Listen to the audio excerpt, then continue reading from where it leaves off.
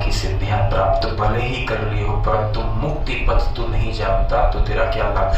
तुमने जीवन के अंदर तुम करोड़पति बन गए, तुम इस जीवन के अंदर बड़े एक्टर बन गए, बड़े डॉक्टर बन गए, बड़े इंजीनियर बन गए, तुमने विदेशों के अंदर अपना नाम कमाया, तुमने परिवार के अंदर भी अपना नाम किया, तुम्हारी जाहो जलाली बहुत है, तुम्हारे पास बहुत पैसा मान रुतबा मर्तबा है, परंतु कब तक। जब मृत्यु आ जाएगी फिर तू उसी राख में मिल जाएगा जिस राख में राजा रंग फकीर मिल गए, फिर तेरा वजूद क्या। हम दरअसल ये बात सोचना नहीं चाहते हैं। अब समझो, अगर किसी को ये बात समझाई जाए कि भाई, हम किसी को अगर समझाने का प्रयास करें कि भाई मृत्यु के बाद सब राख में मिल जाएंगे, तो हम उस बात को सोचना ही नहीं चाहते। क्यों? क्योंकि उससे डर लगता है। उसके बाद क्या होगा, हम आंखें बंद कर लेते हैं। मुझे नहीं सोचना है, मुझे नहीं करना, आज मैं हूं, आज कर लो, बस कल का देखा जाएगा। क्यों? क्योंकि वो आता नहीं है, इसलिए उस चीज से डर है। और जब मौत आ जाती है, जब मौत करीब आती है, तब हम बौखला जाते, कब क्या करूं। तब प्रभु याद आने लगते, तब नानी याद आने लगती है, और तब पूछ दबाकर प्रभु के प्रति जाते हो। जैसे मैंने अगले सत्संग में समझाया था कि 3 प्रकार के लोग होते हैं। एक ही बात में पूर्ण तरह से प्रभु के अंदर समर्पित कर देते, वो उनका जीवन ही प्रभु को समर्पित होने के लिए होता है। दूसरे प्रकार के ऐसे होते कि अपनी सौलत से प्रभु भक्ति करते हैं जरूर, इच्छा होती है, परंतु वो अपनी सौलत के हिसाब से। तीसरे प्रकार के व्यक्ति ऐसे होते हैं कि जब तक दुख की चाबुक लगती नहीं है तब तक वो भक्ति नहीं करते। अगर दुख की चाबुक बंद हो गई, तो सुख आ गया तो भक्ति छोड़ते, वापिस दुख की चाबुक लगती है फिर भक्ति करते हो। उसमें भी कैलकुलेशन। अगर कहा जाए, अगर कोई जंतर मंत्र वाले के पास है, कोई ज्योतिष वाले के पास है, बोले कि भाई भगवान को चलो भाई तेरे अंदर शनि नड़ता है, 1.25 मीटर काला कपड़ा चढ़ा दे, तो भी वहां जाकर भी बार्गेनिंग करे। कितने का कापड़ है? 1.25 मीटर चढ़ाना है। बोले कितने? कोई कहेगा 25 रुपए का, कोई कहता है 50 रुपए का, कोई कहते हैं 15 रुपए का, दूसरा बोलता है 10 रुपए का नहीं है, शनिदेव को चढ़ाना है। वो कहेगा इसमें से आधा थोड़ा हो सकता है।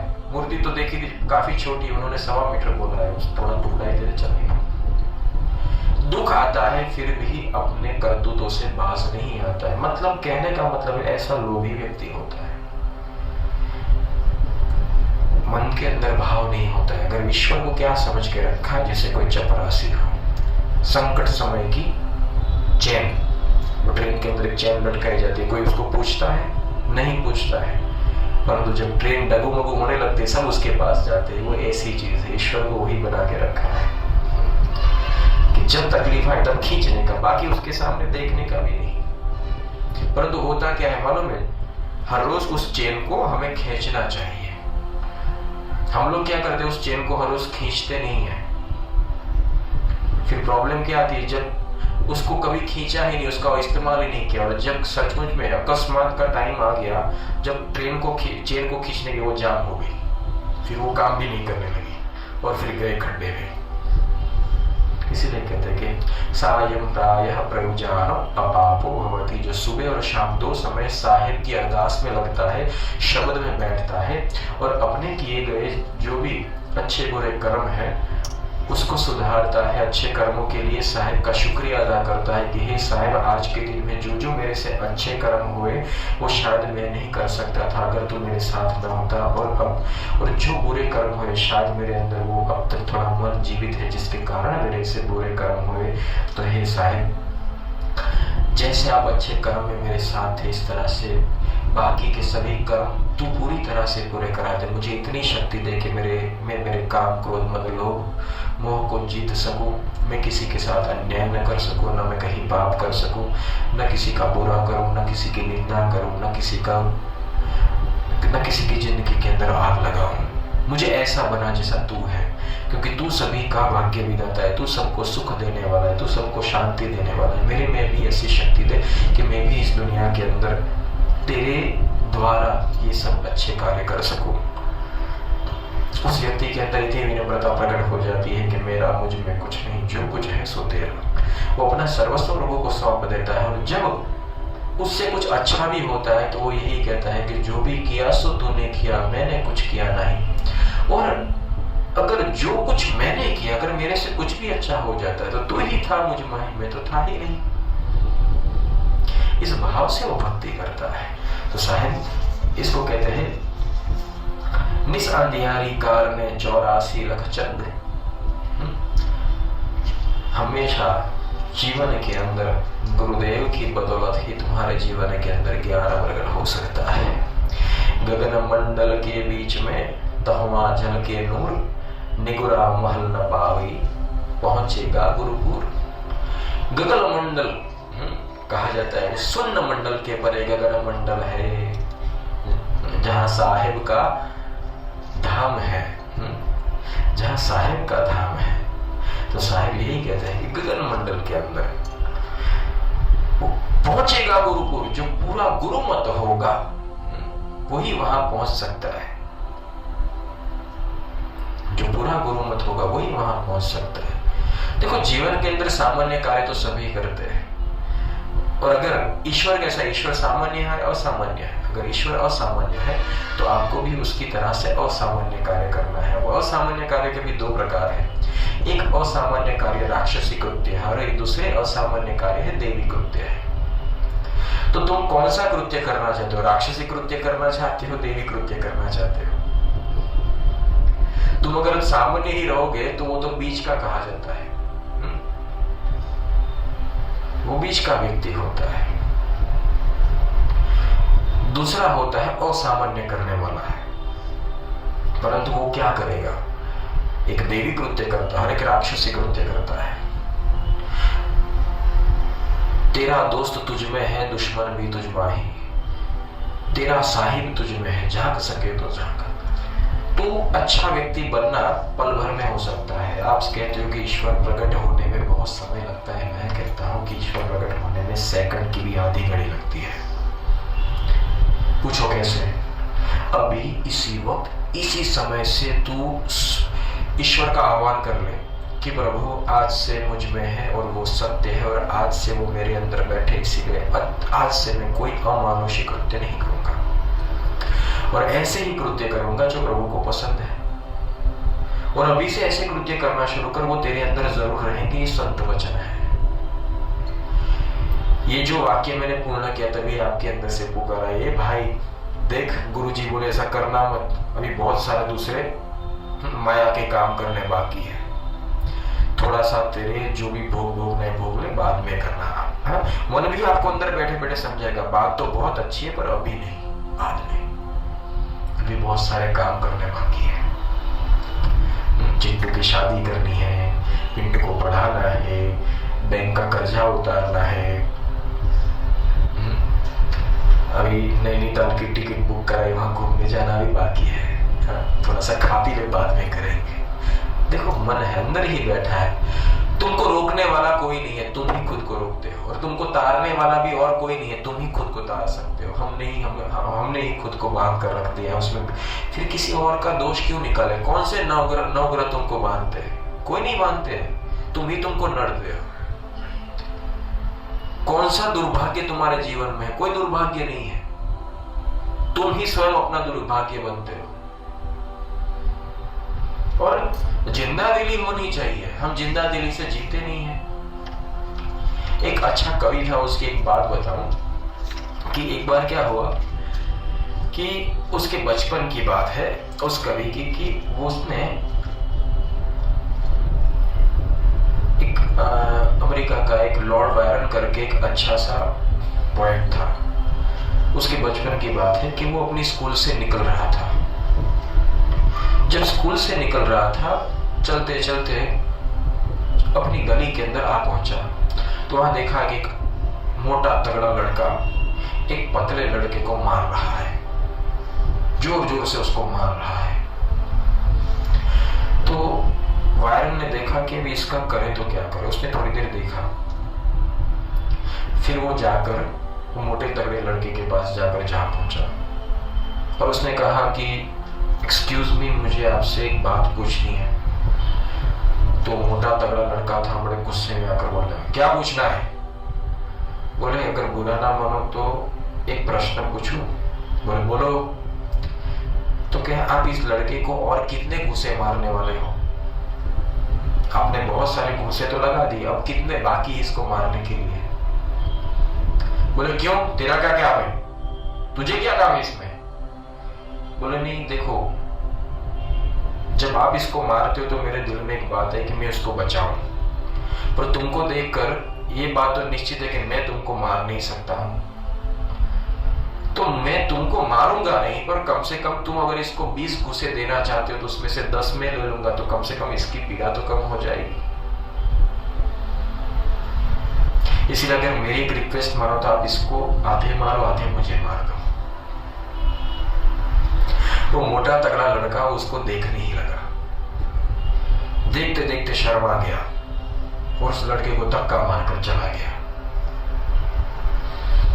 देखो, हम चाहे तो परोपकार खुद कर सकते हैं, हम चाहे तो खुद आगे जा सकते हैं, परंतु हम वो करना नहीं चाहते। बात सुनने में बहुत अच्छी लगती है, अगर वो करना हो तो भीड़ लगी पड़ी, हम सड़क जाएंगे। संत मार्ग में चलना है तो समझ लेना, हर कोई संत मार्ग में चलते तो सबको क्या डर लगता है मालूम, इसमें बदनामी होती है। अगर तुम सत्संग के मार्ग में चलोगे, लोग तुम्हारी टीका करेंगे, लोग तुम्हारी निंदा करेंगे, लोग तुम्हारी हंसी उड़ाएंगे, लोग है कि तुम्हें शायद बदनाम भी करे, तुम तुम्हारे ग्रुप से अलग भी हो जाओ, ऐसा लोगों को एक डर रहता है। मैं कहता हूँ कि ऐसी मूर्खामी है। आप किसी भी फील्ड में जाओ, अगर एक्टर हो, अब अगर आप एक्टर बनना चाहते हो तो कितनी गॉसिप होती है, कितनी बदनामी होती है, कितना एक्सप्लॉयटेशन वहां भी होता है, कितना विरोध वहां भी होता है। अगर आप राजकारण में जाना चाहते हो तो वहां भी यही हाल है, कितनी गॉसिप है, कितना लोग आपको क्रिटिसाइज करेंगे, कितने आपके ऊपर लांछन लगाएंगे। कौन सा मार्ग ऐसा नहीं है जहां पर तुमको परेशानी ना हो? तो परेशानी हर एक फील्ड में है, तो फिर तुम इस फील्ड में क्यों देखते हो? परंतु कहा जाता है भले परेशानी क्यों ना हो, जितने भी और फील्ड तुम अपनाओगे उसमें मुकाम मुक्ति नहीं मिलेगा, यही एक फील्ड में मुकाम मुक्ति मिलेगा, और इसमें कोई और बंधन तो है नहीं। तुम जैसे जीते हो वैसे जियो, बस 2 समय ईश्वर की इबादत करने के लिए कहा जाता है कि तुम्हारे 24 घंटे में से 1 घंटा या 2 घंटा सुबह शाम तुम्हें ईश्वर के समीप स्व में स्थित होकर बैठना है। और करना क्या है? और वो भी तुम्हारे लिए, वो भी तुम्हारे उद्धार के लिए। फिर भी ये हमें पसंद नहीं है। अगर सुबह शाम, मैंने देखा है कि लोग टीवी सीरियल के इतने एडिक्ट हो गए हैं कि जो सीरियल का एपिसोड शाम को आया है फिर दूसरी बार भी सुबह देखकर उसको पूरी तरह से दृढ़ कर देंगे, हाँ ये बराबर था, ये मैंने देखा था। सुबह शाम 2 समय देखते, टीवी वाले देखते भी और लोग देखते भी हैं। वहां घंटा घंटा निकाल सकते हैं, कुछ भी आगे पीछे करके 1-1 घंटा पूरा निकालते हैं। अगर पिक्चर देखने जाना है तो 3 घंटे का शो है, पर दूसरे 3 घंटे पहले से प्रिपरेशन शुरू हो जाती है। परंतु अगर कहा जाए कि तुमको ध्यान करना है, घर पे जाके शब्द में बैठना है, तुमको सत्संग सुनना है, तो हम सोचते हैं अभी आज चलेगा, इसलिए उसकी मुलाकात तेरे से नहीं होती क्योंकि तूने उसको सेकेंडरी बना दिया। पहले मेरा परिवार, पहले मेरा भोग, पहले मेरा स्वार्थ, बाद में वो। घर में कितने लोग रहते हैं? बोले मैं, पापा, मम्मी, चिंटू, पिंटू, और एक हमारा नौकर भी है, उसको भी इंक्लूड कर दिया, क्यों? घर का काम करता है। पूछ यार, गुरुदेव नहीं, वो घर में नहीं, वो आश्रम में। He is not a part of my family. बराबर है। फिर साहब भी कहते भाई हमारे सतलोक का लिस्ट है, वो XYZ है, पर ये नहीं। हो जाता है, क्या करें, जैसी करनी वैसी भरनी। करता था तब करी रहा, वो करी क्यों पछताए, बोए पेड़ बबूल का आम कहाँ से खाए। अगर दीवार के ऊपर माइकल जैक्सन का पिक्चर लगाना हो तो लोग बड़े भाव से लगाते हैं, अच्छी फ्रेम में लगा सकते हैं। मैडोना का पिक्चर लगाना हो तो वो भी लगा सकते हैं। हाँ, कोई अच्छा एक्टर हो उसका अच्छी तरह से लगा, पर किसी संत का लगाना हो तो नहीं, दुनिया क्या कहेगी। वो होने चाहिए पर मेरे रूम में नहीं, अब स्टोर रूम में चलेगा। क्या कहेंगे? स्टोर रूम में जाकर दिया करा के आऊंगा, बाहर नहीं। फिर भगवान भी बोलेंगे यार मेरे यहाँ तुम नहीं, बाकी सब चलेंगे। वहां बुरा लगता है। हाँ, जब वहां पर निग्लेक्ट किया जाए वो बुरा। ईश्वर अगर तुमको निग्लेक्ट नहीं करना चाहिए, भले चाहे तुम कितना करो, इसीलिए तुमको ईश्वर प्राप्त नहीं होते। मोहब्बत होनी चाहिए, परंतु कहा जाए कि जब मोहब्बत हो जाती है ना, तो अपने प्रेमी का चित्र हम हर हाल में हमारी आंखों के सामने रखते हैं। प्रेम अगर हो जाता है तो बटवे के अंदर भी अंदर डाल कर रखते हैं, 2-4 बार देखते हैं, हाँ मजा आ गया। ईश्वर से अगर ऐसी प्रीति हो जाए तो तुम पहुंच जाओ, इतना ही और कुछ नहीं। ईश्वर को प्राप्त करना मतलब कि जैसी प्रीति कुटुंब से ऐसी सदगुरु से होए, कहे कबीरवा दास का पल्ला न पकड़े कोई। साहब ने इतना स्पष्ट किया, परंतु सब वो अपनी जगह पर, घर में नहीं। देखो हमने ही दायरा बना दिया है। अगर गुरुदेव की बात होती है, पूजा में भी क्या होता है, अगर हमारे घर में कोई प्रसंग हो, अगर पूजा कराई जाए तो भगवान की पूजा बहुत कम होती है। देखो अगर घर में अगर शादी है या तो जनोई है या तो मुंडन है, अगर ऐसे कोई प्रसंग हो तो भगवान की पूजा है तो गुरुदेव की पूजा है, तो पंडित दादा बोलते हैं यार तू जितना हो सके उतना जल्दी निपटा। बोले क्यों? डीजे वाले को बोला है, नाचना है, नाचने गाने वाले को बोला है, एक्सरसाइज करनी है। क्यों भाई? घर में एरोबिक्स कम करता था क्या? ये करना है, पर वो चाहिए। फिर शाम के टाइम भी जो पाठ करने वाले हैं उसको जल्दी भगा दिया है। पूछे क्यों? खाने पीने की पार्टी है। फिर इसमें 5 प्रकार की आती है, यंगस्टर पार्टी, बड़ों की पार्टी, छोटों की पार्टी, सब इंतजाम। परंतु ईश्वर के लिए अगर देखा जाए तो थोड़ा सा फिर बाद में होता क्या है मालूम है? घर के अंदर फिर बर्तन जब निकलते फिर कुंडली लेकर जाते, भाई हमसे ऐसी कौन सी भूल हो गई, कौन सा ग्रहण लड़ता था। बीच शादी के पवित्र बंधन के अंदर या तो जनोई के पवित्र जनोई की पवित्र दीक्षा, ऐसे शुभ प्रसंग के अंदर आपने मालिक को ही बाहर निकाल के रखा, फिर क्या? प्रीति नहीं है, बात यहाँ पर है। और प्रीति तुम में है नहीं, ऐसा नहीं है, हम सब में प्रीति है, हम सब में प्रेम नाम का तत्व है, परंतु हमने इसको माया में लगाया है। अगर वही तत्व हम ईश्वर में लगा दे तो ये तुम्हारा जीवन सफल हो जाए। कौन कहता है कि तुम्हारे अंदर ईश्वर नहीं है? कौन कहता है कि तुम्हारे अंदर प्रेम करने का गुण नहीं है? चाहे हिटलर जैसा भी कड़क इंसान हो, परंतु छोटे से नन्हे से बच्चे को देखता है तो वो भी पिघल जाता है उसकी मुस्कान देखकर। सबके अंदर प्रेम है, हम उस प्रेम को प्रकट करना नहीं चाहते। और हम सब प्रेम करना चाहते हैं, कैसे मालूम है? वो वहां ये यहाँ, कैसे हो सकता है? जब तक मेल नहीं तब तक खेल नहीं। एक कहूं तो है नहीं, 2 कहूं तो गाली, प्रेम गली अति सांकड़ी, दूजा नाही समाई। वो 2 नहीं 1 हो जाते हैं तब जाकर होता है। इस तरह से भक्त और भगवान उन दोनों को एक होना पड़ता है। यहाँ पारस मणि को रखा है, यहाँ लोहे को रखा है, बीच में दीवार लगा दी है, बोले हम दोनों एक होंगे, कहां से होगा? अद्वैतता होनी चाहिए, अद्वैतता का भाव समझना चाहिए। इसलिए साहब कहते गगन मंडल के बीच में दहमा जल के नूर, तेरा नूर गगन मंडल के अंदर है, तेरा मूल मुकाम गगन मंडल के अंदर है, जो साहेब का अमरापुर देश है, जो परब्रह्म धाम है, जिसे हम सत्यलोक कहते हैं, जो तुम्हारा मूल ठिकाना है, जहां से तुम पहले परब्रह्म के अंदर ही रहते थे, तुम वहां से बिछड़ कर यहाँ आए। इस तरह से एक ही परमात्मा के अंदर से सब अलग अलग आत्मा आकर यहाँ बट गई है, और हम इसलिए अपूर्ण है।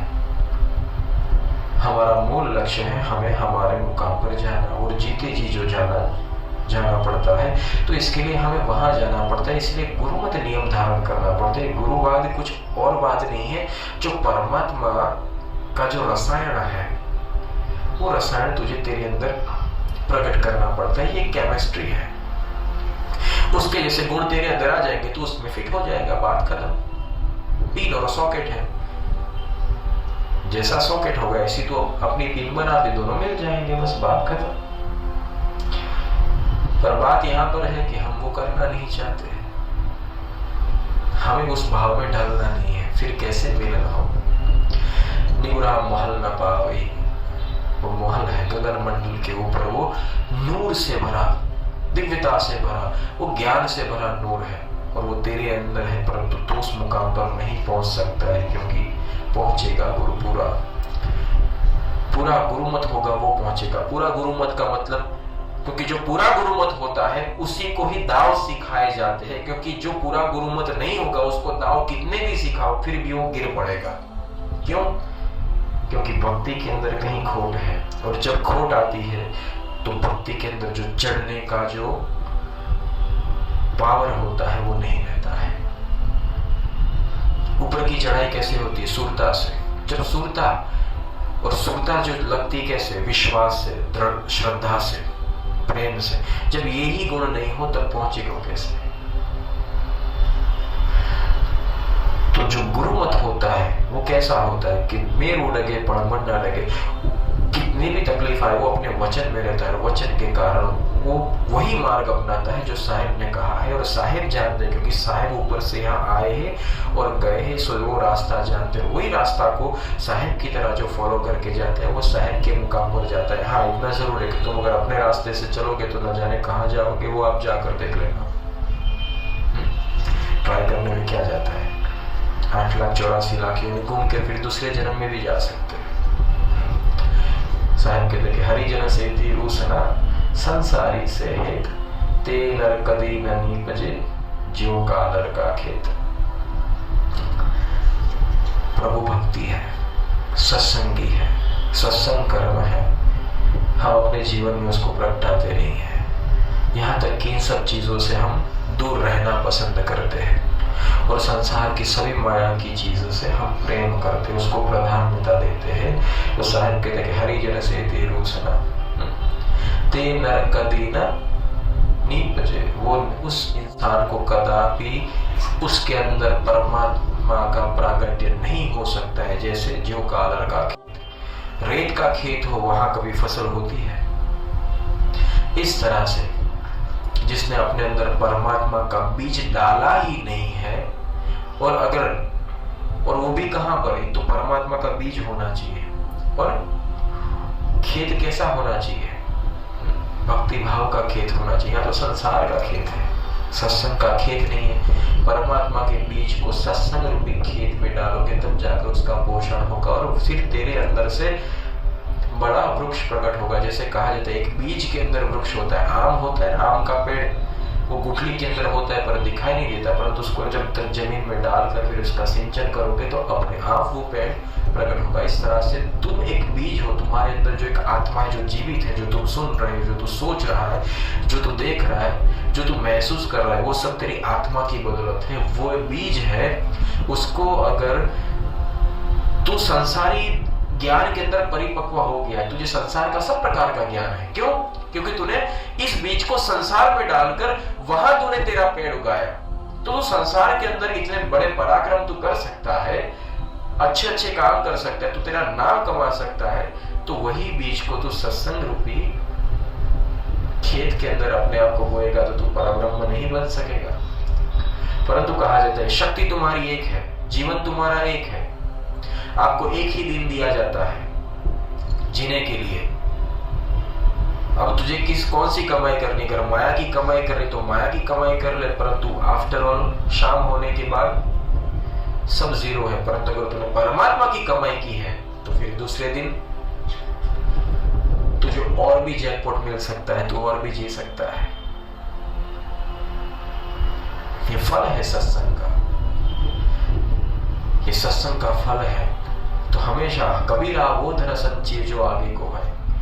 तुम हमेशा अपने संसार के सभी व्यक्तियों से प्रेम करते हो। मुझे मेरी बेटी अच्छी लगती है, बेटा अच्छा लगता है, पत्नी अच्छी लगती है, माँ बाप अच्छे लगते हैं, मेरा मित्र अच्छा लगता है, कभी किसी से मोहब्बत हुई तो वो व्यक्ति अच्छा लगता है। परंतु जब तुम मौत के बारे में सोचते हो, जब तुम जुदाई के बारे में छोड़ते हो, तो सब एक एक करके चले जाते हैं। तुम भाई से प्रेम करते थे, भाई चला गया, पिता से प्रेम करते थे, पिता चले गए, माता से प्रेम करते थे, मित्र से प्रेम करते थे, पुत्र से, संतान से, सब एक एक करके तेरे दामन से छूट गए। अब तू उनको पाएगा कैसे? वो तेरे लिए असंभव है, अशक्य है। तो वो शक्य करने का भी एक ही मार्ग है। इन सबको पैदा किसने किया उसको पकड़ ले, वो वापिस तुझे दे देंगे। साहेब के दरबार में कमी का है कि नहीं, जो तू चाहेगा वो सब मिलेगा, परंतु तूने जीते जी उस परमात्मा की भक्ति न करते हुए संसारी की ही भक्ति की, इसीलिए तेरे हाथ में सब कुछ गया। न तू अपनों को भी प्राप्त कर सका, न खुद को भी बचा सका, सब त्रस्त हो गया। तो तू जीते जी सबसे प्रेम कर और मालिक से लाभया प्रेम कर। फिर देख, जब मालिक में तू मिल जाएगा तो तू स्वयं मालिक हो जाएगा, तो तेरे प्रेमी जनों को भी तू अपने पास नहीं खींच सकेगा। ये सत्य है। अतः जो इस कायनात को बनाने वाला है उसको जाके पकड़, तो तेरे सगे संबंधी प्रेमी क्या पूरी कायनात तेरी हो जाएगी। तो ये सौदा घाटे का नहीं है, ये सौदा मुनाफा तो क्या, मुनाफे का भी बाप है। पर ये सौदा आपकी समझ में नहीं आता है, क्योंकि ये सगुण का नहीं निर्गुण का खेल है, और निर्गुण का खेल है निराकार का खेल, और तुम आकार में ढूंढने जाते हो, इसीलिए तुम उस निराकार को साकार नहीं कर सकते हो। एक बार निराकार का खेल सीख जा, फिर देख कि सब तेरे सपने कैसे साकार होते हैं। यहाँ साहब कहते हैं कि हरिजन सेती रूसना संसारी से हेत, ते नर कदी न नीपजे ज्यों कालर का खेत। हरिजन उसे कहा जाता है जिसे संसार के प्रति लगाव बहुत ही कम हो और ईश्वर के प्रति उसका बहाव ज्यादा हो। उठते बैठते जागते सोते बस उसके जहन के अंदर हरि भक्ति प्रकट रहती है। उसे हरिजन कहते हैं, उसे सत्संगी कहते हैं, उसे गुरुमत कहते हैं। परंतु यहाँ कहा जाता है कि सामान्यतः लोग कैसे होते हैं कि हरिजन सेती रूसना, जहाँ सत्संग होता है वो सत्संग एवं सत्संगी से उनका रूखापन होता है। संसारी से हेत, और संसारी सभी कामनाएं उससे हेतु होता है। तो सब कार्यों के अंदर संसार को पहले प्राधान्यता दी जाती है, संसारियों को पहले प्राधान्यता दी जाती है, और बाद में अगर प्रभु भक्ति का कार्य हो तो वो कैसे होता है, करने के लिए कर दिया, उसके अंदर प्रेम नहीं उभरता है वो कार्य करने के लिए। तो साहिब कहते हैं ते नर कदी न नीपजे ज्यों कालर का खेत। अगर रेगिस्तान के अंदर बीज बोए जाए और खेती की जाए तो रेत के अंदर क्या फसल उगेगी, कितना भी जतन क्यों न कर दो, कितना भी जतन क्यों न कर दो, ये संभव ही नहीं है। इस तरह से जो व्यक्ति होता है, जो संसार रूपी रेत के अंदर बीज बोने पर कहां से तेरा आध्यात्म रूपी वृक्ष पटेगा। तो आगे साहब कहते हैं कि गिरिये पर्वत शिखरते, गिरिये पर्वत शिखरते परिये धरणी मंजार। साहब कहते हैं कि गिरिये पर्वत शिखरते परिये धरणी मंजार, नगुरा मित्र न कीजिए बूढ़ो काली धार।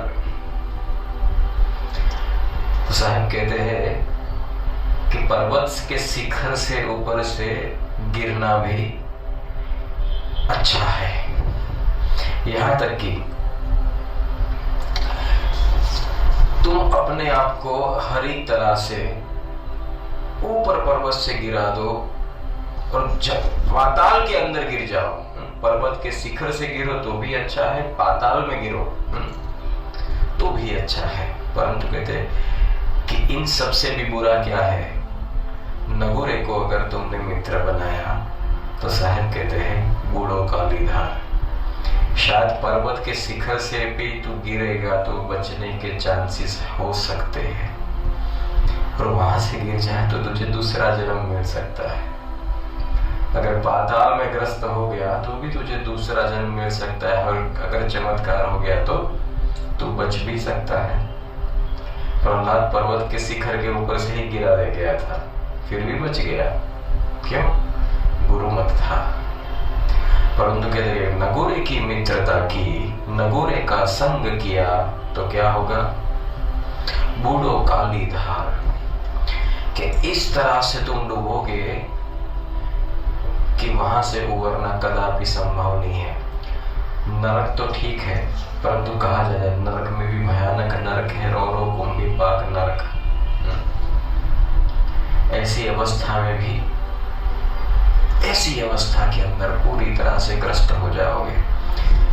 कल का ही दिन था, मैं यहाँ आश्रम पे आया था, आगे देखा था कि एक गधा था, उसके पूरे शरीर के ऊपर रोग लग गया था, जिसे खस कहते हैं ना, पूरी चमड़ी उसकी परु से लथपथ हो गई थी, घाव काफी थे उसके शरीर के ऊपर, इतनी मक्खियां बना रही थी।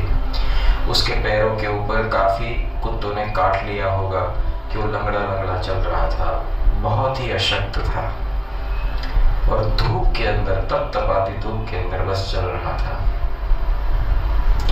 वहीं जाकर प्रभु को, गुरुदेव को प्रार्थना करने का मन होता है कि हे गुरुदेव, नगुरु को सद्बुद्धि दो कि कभी ऐसे, वरना ऐसी योनि में जाकर भटकना पड़ता है।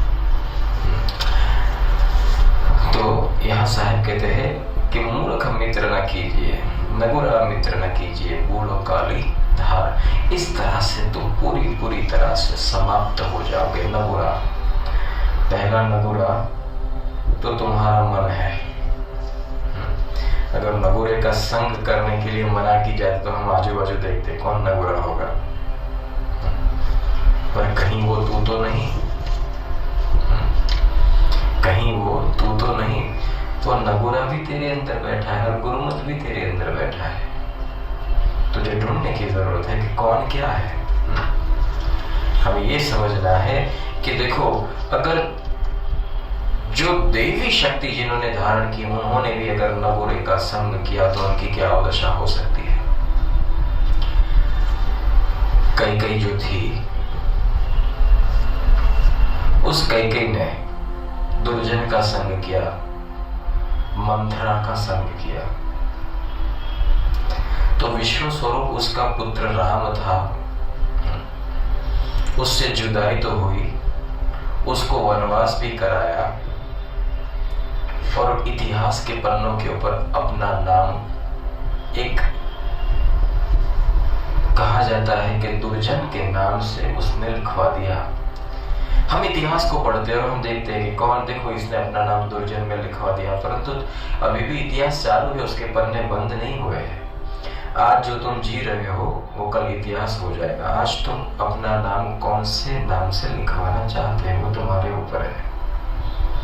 तुम अपना नाम दुर्जन में लिखवाना चाहते हो या सत्संगी में या सज्जन में। मंथरा थी, वो दुर्जन है, वो नगुरी है, पर कैकेयी पतिव्रता थी, उसके मन के अंदर किसी के प्रति भी वैर भाव नहीं था। परंतु जब मंथरा ने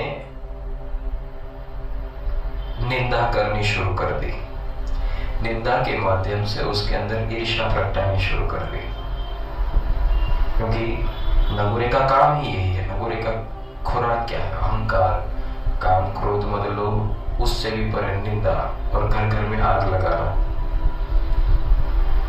ऐसे व्यक्ति जो होते हैं वो काल पुरुष के अंश कहे जाते हैं, तो इस जगत में अच्छी आत्माओं को डुबाने का काम ऐसे लोग करते हैं। तो इस तरह से नगुरापन उसने करना शुरू कर दिया।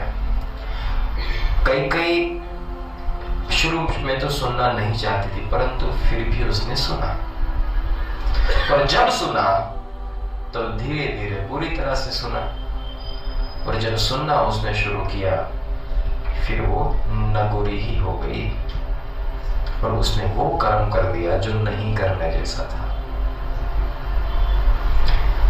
विष्णु स्वरूप जो अपनी, राम ने कदापि किसी माँ को गैर नहीं समझा।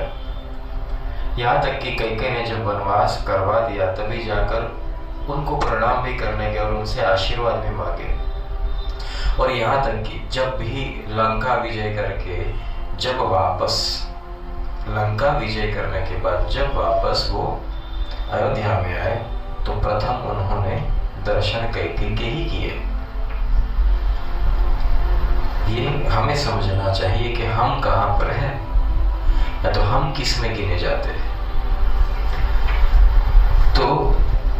बात समझाते हैं कि अगर सीता की बात कही जाए तो सीता तो देवी है, सीता भी देवी है, परंतु माया का अगर स्पर्श, ये संसार में मन और माया है, वो काल पुरुष की बड़ी मायाजाल का अंश है, अगर इसका स्पर्श हो गया तो तुम्हारी मति भ्रमित होने में देर नहीं लगती है। तुम चाहे कितने भी दिव्य क्यों ना हो, तुम चाहे कितने भी संस्कारी क्यों ना हो, तुम्हारे संस्कार का विनाश हो जाता है। जैसे मैंने कहा था कि लहसुन का टुकड़ा है, वो लहसुन का टुकड़ा अगर चंदन के साथ चला जाए तो चंदन में भी वही बदबू पैदा कर देता है। इसीलिए ऐसे लोगों का संग न करिए, समझाते हो। यहाँ साहिब कहते हैं, साहिब कहते हैं, हमारी मरे कुसंग की ज्यो केला डिगबेरी, वह हाले वह जी रही साकट संग निवेरी।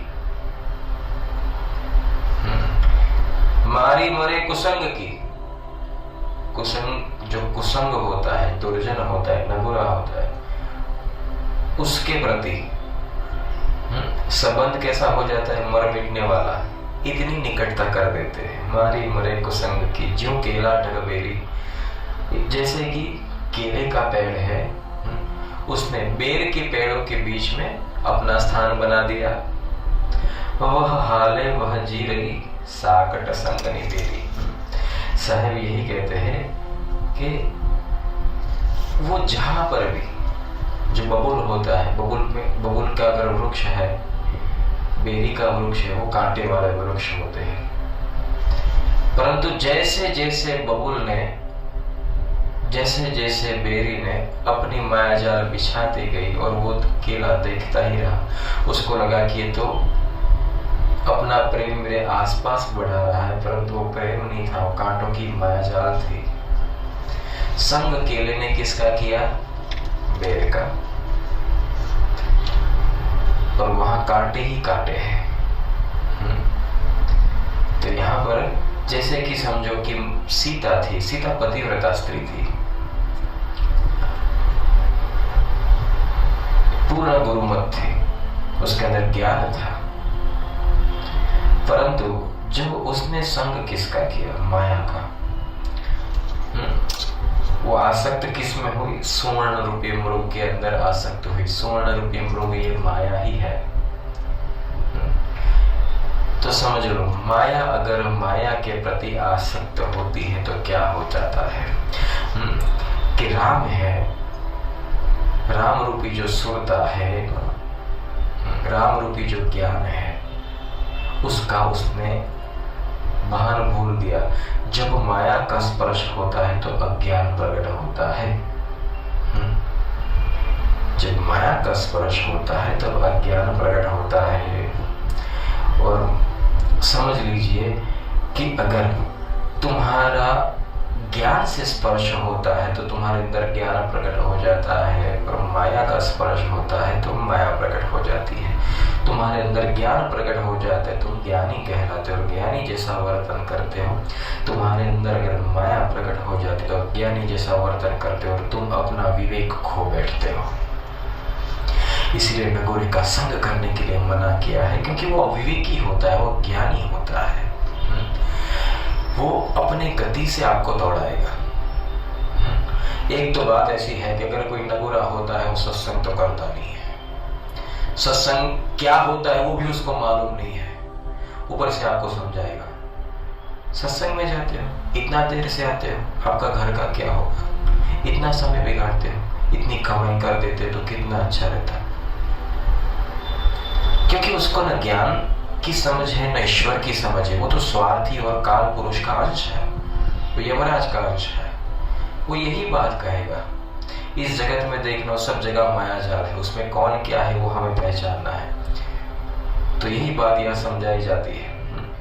एक बात समझ लेना, माया भी होता है तो उसको माया से तृप्ति नहीं होती, उसको जितनी भी माया मिले उतनी उसको कम लगती है, और माया ही मायावी का भोग करती है और उसका विनाश करती है, वो अविवेक कराता है।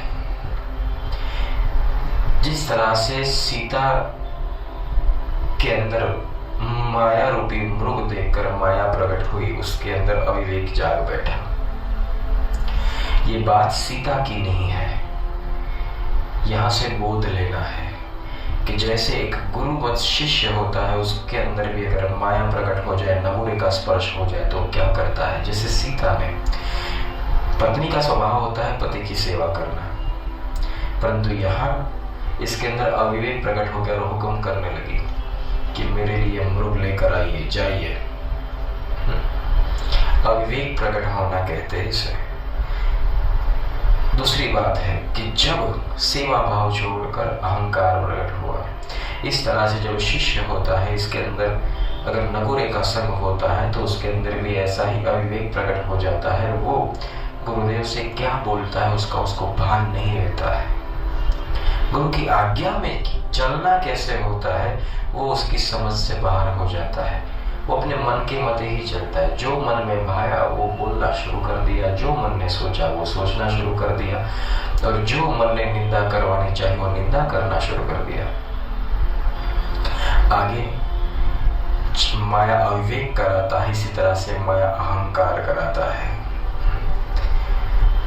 जब माया ने ज्ञान रूपी राम से अविवेक किया, मतलब कि वो अज्ञानी हो गई। जब अज्ञानी हो गई तब उसके अंदर ज्ञान के प्रति लगाव जो था वो चला गया,